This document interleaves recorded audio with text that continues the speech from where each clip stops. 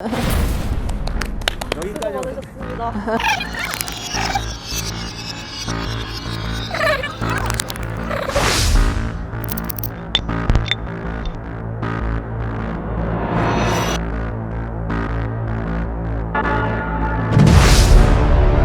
안녕 친구들. 오분님과 신디야. 두 번째 인트로 시작해볼게. 오늘은 유튜브 타겟팅에 대해서 정말 밑바닥부터 차근차근 기초를 알려줄게. 유튜브에서 타겟팅이 정말 중요한데 왜 중요하냐면 유튜브 광고를 할 때 타겟팅을 잘 설정하게 되면 우리 광고를 사람들이 스킵하지 않고 끝까지 볼 확률이 높아지기 때문이야. 왜냐면 나와 관련 있는 광고라고 생각하면 사람들이 유용하다고 생각을 해서 잘 스킵을 하지 않게 되거든. 그러면 오늘 타겟팅에 대해서 크게 설명을 하자면 두 가지로 나눌 수가 있어. 첫 번째는 유저 기반 타겟팅이라고 하고 두 번째는 콘텐츠 기반 타겟팅이라고 하는 건데, 우리가 유저 기반 타겟팅이라고 하면 대표적으로 관심사, 구매 의도, 성별, 연령, 리마케팅 이런 것까지 다 유저 기반 타겟팅이라고 할 수가 있어. 그러면 성별, 연령은 알 테고 관심사, 구매 의도 타겟팅에 대해서 오늘은 좀 자세히 알아볼게. 리마케팅이 궁금한 사람들은 다음 후속편을 기대해주면서 채널 구독 눌러줘. 그러면 먼저 유저 기반 타겟팅에 대해서 설명을 해볼게. 유저 기반 타겟팅에서 대표적인 게 이제 관심사랑 구매 의도 타겟팅이 있다고 했는데, 말 그대로 관심사랑 구매 의도는 어떤 관심사를 가진 유저한테 광고를 노출할 건지, 어떤 구매 의도를 가진 유저한테 광고를 노출할 건지를 어떤 타겟팅 목록에서 선택만 하면 돼. 그러면 내가 예를 한번 들어볼게. 내가 냉장고를 판매하려고 하는 어떤 삼성전자나 L전자의 마케터라고 할게. 내가 타겟을 한 두 그룹 정도로 구분을 했어. 하나는 이제 냉장고를 처음 사는 신혼부부랑, 두 번째는 냉장고를 한 10년 정도 써가지고 냉장고를 너무 바꾸고 싶어하는 한 40, 50대 남녀를 타겟으로 잡았어. 그러면 우리가 타겟팅을 잘 설정을 해야겠지?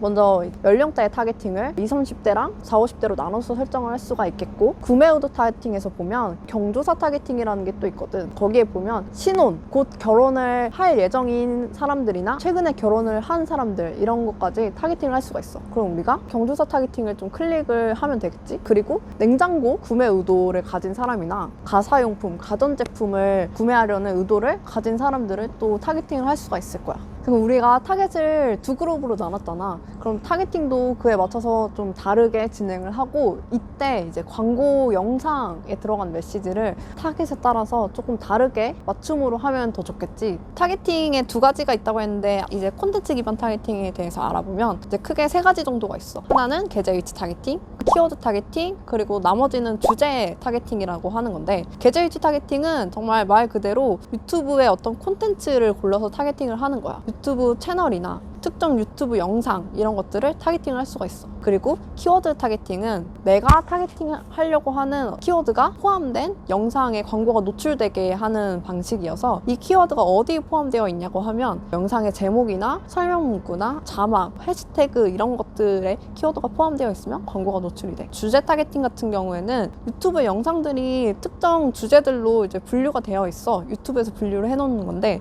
그 주제들을 우리가 골라서 타겟팅을 하는 거야. 뉴스, 게임, 건강 뭐 이런 되게 많은 주제들이 있어.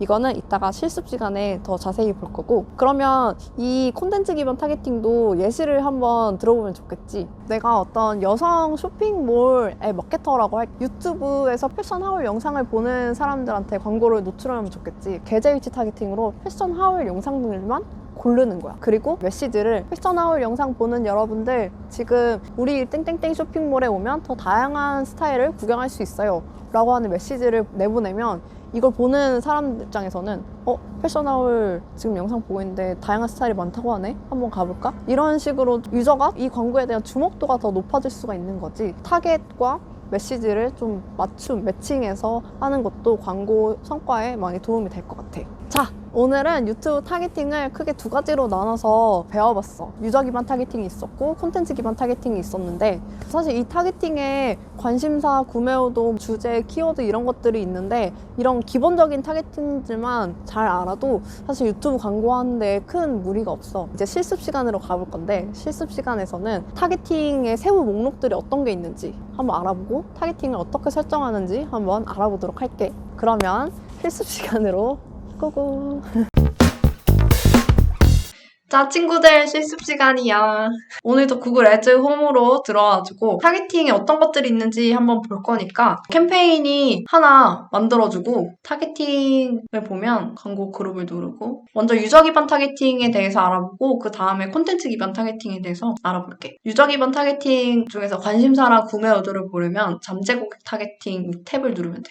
그럼 여기서 이제 연필 버튼을 누르면 잠재 고객을 추가할 수 있게 나오는데 그래서 찾아보기를 한번 눌러볼게. 그럼 아까 내가 신혼부부 타겟팅을 얘기를 했었잖아. 구매 의도 타겟팅을 들어가 보면 경조사 타겟팅이라는 게 있는데 결혼 이걸 보면 결혼 예정, 최근 결혼함 이런 것들이 있어. 그래서 이거를 선택을 하면 내가 신혼부부 타겟팅을 할 수가 있겠지? 그 외에 이사, 이직 이런 사람들의 생애 주기에서 중요한 타겟팅들도 선택을 할 수가 있게 되어 있어서 이런 부분을 또 자세히 챙겨보면 좋을 것 같아. 실질적으로 구매 의도 타겟팅이 어떤 것들이 있느냐?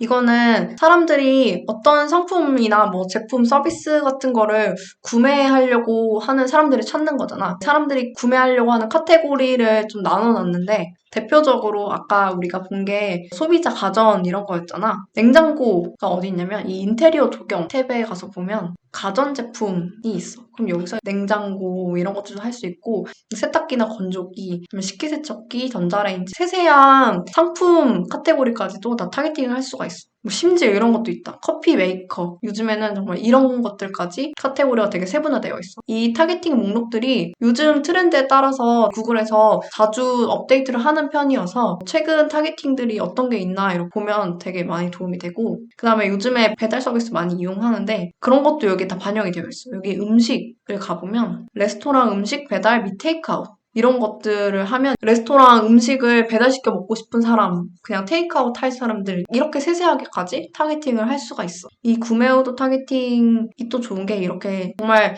어떤 제품을 구매하려고 하는 사람들을 선택할 수가 있기 때문에 되게 할인 시즌 같은 게 많잖아. 설이나 추석이나 여름 바캉스 할인 이런 것들 프로모션이 있을 때 구매 의도 카테고리를 이용하면 좋은데 이게 조금 아쉬운 게 미국 위주로 타겟팅이 구성이 되어 있어. 그래도 또 한번 써볼 만하다.